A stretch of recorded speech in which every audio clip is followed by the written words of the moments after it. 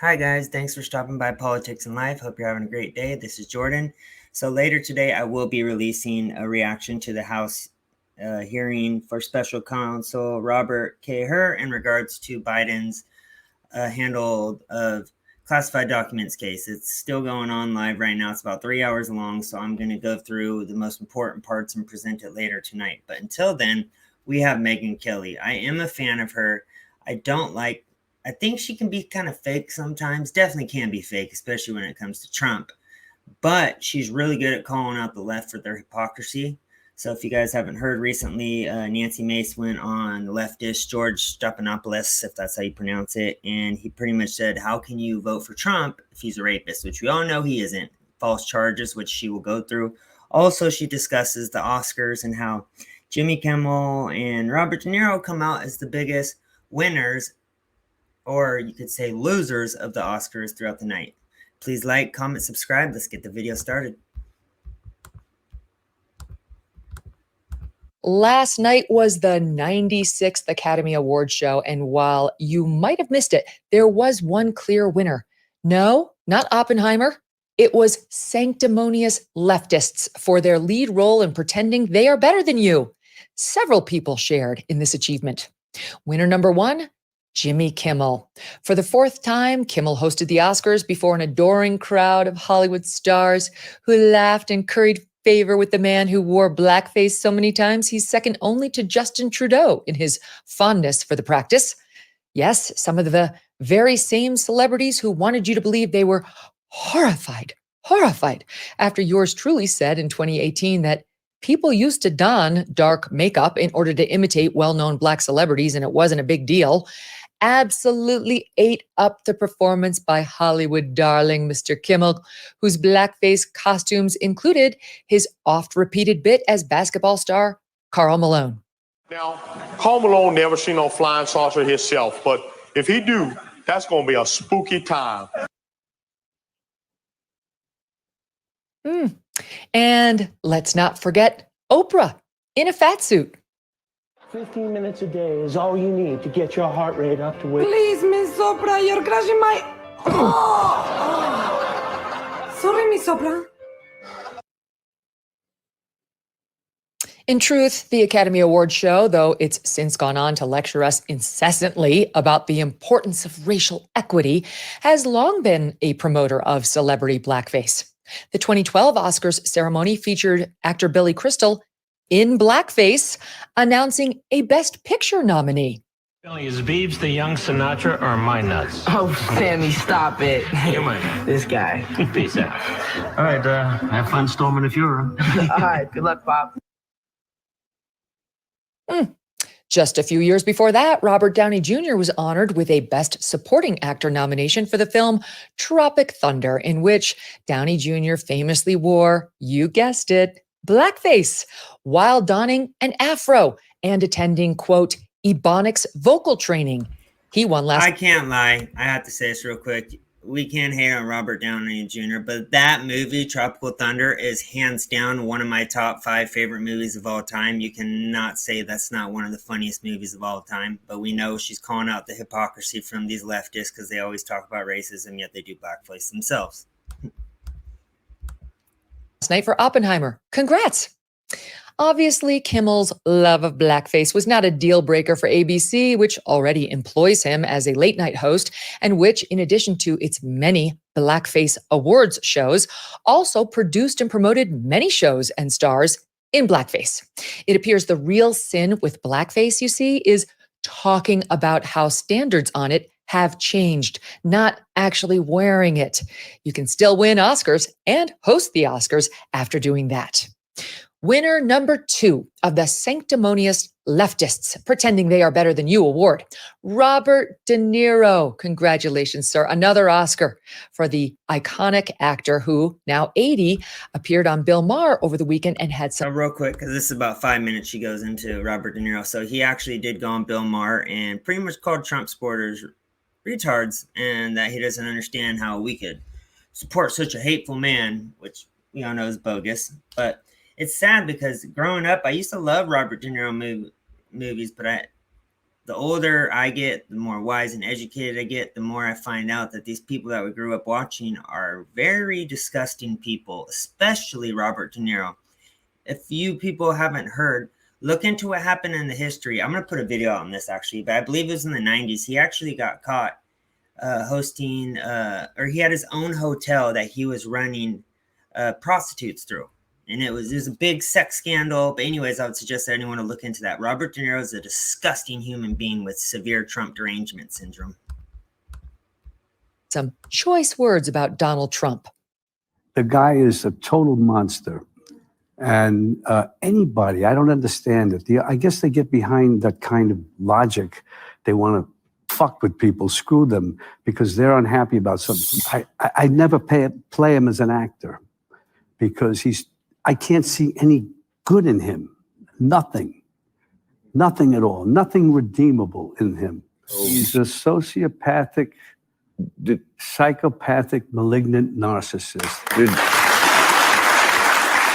He's got to be stopped. They say all this stuff about he's so rude, he's such a narcissist, but then if you were to, let's say, give me 5 examples of how he's a narcissist, I believe that they couldn't give examples. They always project on Trump exactly what they are. Wouldn't ever play someone that despicable, and who could blame him? That could be tough for an actor to play such a hateful man. Someone like, I don't know, like Bernie Madoff, say, a guy who stole $65 billion from nuns and Holocaust survivors like Elie Wiesel and was sentenced to 150 years in prison. Who would play him? There are no investments. What are you talking about? Of course, they're investments. I made them up. They're on every statement. I made them up. I've seen the trades. They're fake. All fake. Basically just a big Ponzi scheme. Oh, well, that was white collar. Maybe he draws the line at the really bad criminals.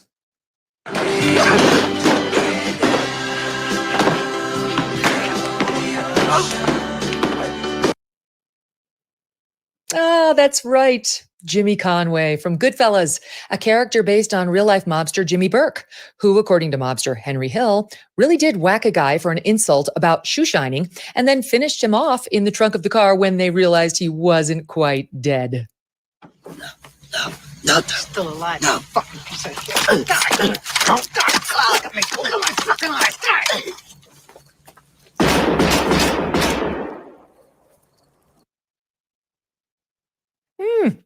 But De Niro doesn't want to play someone truly evil, you see. At least not a certain someone. Maybe Jimmy was a Democrat. By the way, De Niro is also very upset that Donald Trump is an alleged racist. Wonder if he pulled Jimmy Kimmel aside last night and asked him to atone for his blackface-loving past. Our final Oscar for sanctimonious leftists pretending they are better than you is a dark horse contender when you consider he's not even an actor. George Stephanopoulos. Yes, another ABCer. The lifelong Democrat took to his Sunday show yesterday and decided to really press Republican and Trump endorser Nancy Mace on how on earth she can support a guy who's been found liable of sexual assault, especially when, as he pointed out to Mace, she is a rape survivor. Before I let them play this, it's very sad. You can see like ABC, CNN, MSNBC. When it comes to these rape survivors, they will actually like almost talk down to you if you support Trump, but you've been raped in the past because she's been convicted of rape, even though there's zero proof of that. It's hearsay. And on top of that, the woman who accused Trump of raping him is a nut job. If you've ever heard this woman speak or read her tweets, she is not stable. She should be in a mental institution because everything she has literally said that she thinks rape is sexy, and that it could revolve just around touching. That's not the definition. It seems like she doesn't even know the definition of rape. So zero credibility when it comes to her. It's such an opportunity when you can use a woman's rape against her. Watch. Our next guest is South Carolina Congresswoman Nancy Mace, a Donald Trump supporter who gave candid and courageous testimony about her own experience as a rape victim weeks before launching her run for Congress in 2019. From some of us who've been raped, It can take 25 years to get up the courage and talk about being a victim of rape. How do you square your endorsement of Donald Trump with the testimony we just saw? It's a shame that you will never feel. What a shame. So because she's been raped in her past and because Trump's been wrongly accused of raping someone that never was raped by him, that means because she's supporting Trump that the rape doesn't matter then? What's his point? This is so wrong on so many levels to say, all right, since you are voting for Trump, then your rape means nothing. Like I don't understand where ABC's coming from. This man should be fired immediately. George, and I'm not going to sit here on your show and be asked a question meant to shame me about another potential rape victim. I'm not. You've endorsed Donald Trump for president. Right. Donald Trump has been found liable for rape by a jury. It was not a criminal court case, number one. Number two, I live with shame. And you're asking me a question about my political choices, trying to shame me as a rape victim. And I find it disgusting. I'm not trying to shame you. You Are. I'm just asking. And I find it offensive. And this is why women won't come forward. Women won't come forward because they're defamed by those who perpetrate rape. Today. I'm asking you a very simple question. And I answered it. You're shaming me for my political choices. I'm asking you a question about why you endorse someone who's been found liable for rape. It was not a criminal court. And by the way, she joked about the judgment and what she was going to do with all that money. And I find that offensive. How is the question asking about? Let me ask real quick. So when the judge awarded Eugene Carroll $91.6 million, let me repeat that, $91.6 million Trump is ordered to pay this woman. This happened, I believe it was over 30 years ago. And on top of that, the person that is helping with the lawsuit is the owner of LinkedIn, Democrat, big player, and Clinton friend. But anyways, yeah, I just suggest everyone look up the court case, because no, there was no proof that Trump ever did this at all. But it's funny that they talk about Trump when they cover up for the Bidens. What about Tara Reid? Or how about the Clintons? There was numerous women that came forth under Bill Clinton, and you never hear him bring it up. It's just Trump all day, because they know that the population is having an awakening. We are going through a revolution right now. I really do believe that, and they don't want the people to wake up and unite. But a presidential candidate who's you're asking a rape victim, and you courageously talked about because I've been raped. I think that's disgusting. No, I'm questioning your political choices because you're supporting me. You're someone who's been found liable for rape. Exactly. You're not answering the question. I think it's disgusting. Well, you're welcome to say that, but you also have to answer the question. If you want to defend a woman who made a mockery out of rape, then you go ahead and do that. I'm not going to do that. Well, actually, what you're doing is defending a man who's been found liable for rape. I don't understand how you can do that. The judge affirmed that it was, in fact, rape. Donald Trump was found to have committed rape. That's just a fact. We'll let the viewers decide about that. Let's talk about January 6th. Producers, if you struggle finding sounds and samples that work for you, then you have to check out this plugin. Did you hear that? Let's go back to that. So only hate on Trump, make up lies about him raping, and then when she doesn't give you the answers that you want, go straight to January 6th. This was like 4 years ago, and they're still bringing this up every single day because they have nothing. The platform, policy, they have nothing that they're running on that's going to benefit the American people long term. So what do? They lie and lie and lie about Trump 24/7, and that's it. What a kind, sensitive man who clearly cares deeply about women and their sexual assault allegations. Thanks for being an ally, George.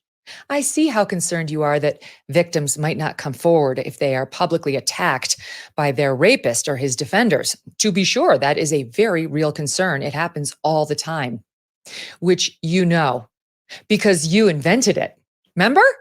When you created a whole command center designed to smear Bill Clinton's sexual assault and rape accusers so you could elevate him right into the presidency. The attorney representing many of Bill's accusers, and there were many, George, Juanita Broderick, Kathleen Willey, Paula Jones, Jennifer Flowers, to name just a few, said you and James Carville, at Hillary Clinton's direction, formed a so-called war room whose purpose was, quote, to destroy any woman that would challenge Bill Clinton. You know the war room. They made a whole movie about it. George Stephanopoulos. You see, so the Democrats say they're for women's rights. They're for women's rights, right? That's until one of these women actually comes out against their people and say, hey, this guy sexually abused me. He raped me. He touched me. He forced himself on me. The minute it's a Democrat, they just deny. It doesn't hurt. It doesn't happen. There's no proof. Even if there is proof, they will say there's no proof. I'm Director of Communications. Bush was on the defensive. Another good night for Bill Clinton. 3 debates, 3 wins. I guarantee you that if you do this, you'll never work in Democratic politics again. Such a tough guy. This attorney points out that you don't like to talk about this particular behavior, George. Maybe that's why you skipped it in your discussion with Nancy Mace. But as you know, private detectives were hired. The women say they were threatened, and they were publicly shamed by you and your well-funded team. Did you worry then that this behavior might shame victims from coming forward? You admitted in your own memoir that Hillary Clinton told you about one accuser, quote, "We have to destroy her story." Did you object? Did you say, "That's shaming"? No. In fact, you later described yourself as Bill Clinton's, quote, "enabler." But sir, how could you have enabled and defended a man like this, accused by multiple women of sexual assault, rape, and harassment? Which brings us to Paula Jones. You were Clinton's attack dog when Jones came forward claiming Bill Clinton had exposed himself to her. That's that true. When he was governor of Arkansas. And I believe that Bill Clinton paid her off to stay quiet. I think it was almost $250,000. I'm not 100% sure, but I know it was over $100,000 she would pay. She was paid by the Clintons to stay quiet. So it's just hilarious. Everything they portray on Trump, they've literally done times a billion. Hypocrisy of He summoned her through state troopers to a Little Rock, Arkansas hotel room and took out his penis, a charge Clinton denies, just as Trump denies E. Jean Carroll's allegations against him. What do you think he wanted done with that thing, George? Just a little show and tell? Jones was poor, a graduate of secretarial school, and worked for the state. She had no power, no connections, and he was the sitting governor.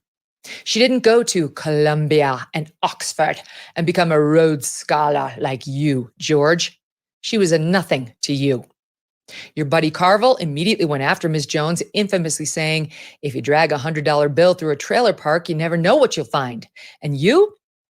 Did you defend Paula Jones, saying, we don't shame accusers, that's wrong? No. You compared Jones to Tanya Harding as, quoting here from the New York Times, just another woman seeking cash for telling a tabloid tale. Fire up that war room, George, and destroy her. Bill Clinton would ultimately pay Paula Jones almost $1 million to settle her civil suit against him. What was wrong on and that? You remained Team Clinton all the way. To say nothing of Juanita Broderick's rape allegation or Kathleen Willie's allegations and more. But now you, quote, don't understand how Nancy Mace can support a man found liable for sexual assault of one woman 30 years ago in a civil trial in which the burden of proof is just 51% likely. My God, how did anyone at ABC think this was a good line of inquiry for George Stephanopoulos, of all people, to pursue? And one need look no further than the kickoff of your interview to see you haven't changed, George. Who told you that the thing to do with a rape survivor is to casually begin the interview with her own testimonial about her rape and then immediately attack her? Most people showing this whole exchange that happened on your show on Sunday are not showing the fact that you started the whole thing by bringing up Mace's rape when she was just 16 years old. They're making it look like Nancy Mace brought it up to deflect your question. In fact, you shoved it in her face and demanded that she explain how she could still support Trump. How dare you? She was right. You were out of line. You were offensive. Especially when the other guy, you know, your guy, Joe Biden, has been accused of rape as well, George. Trust me, I know. I interviewed his alleged victim. Maybe you missed it because ABC, where you are and were the chief political correspondent, was the only network not to acknowledge or run a single soundbite from our blockbuster interview when it hit and made international headlines. I guess Tara Reid to you didn't matter. Like Tanya Harding and Paula Jones, just another wrong side of the tracks woman, easily dismissed from you and your ivory tower, George. And you did ignore her. And then you got rewarded with an exclusive sit down with Joe Biden, whom you undoubtedly went on to vote for. How could you? Yes, hypocrisy is alive and well amongst these sanctimonious leftists. From Kimmel to Deniro to Stephanopoulos, they want you to believe they're better than you, more virtuous, more decent. But we all know the truth. They lie. They sin. They do the very things they accuse you of and the things they say they would never do. Evil things, like try to destroy people based on feigned outrage from which they spare their own side, or playing politics with a woman's rape. The GOP is capable of hypocrisy too, to be sure.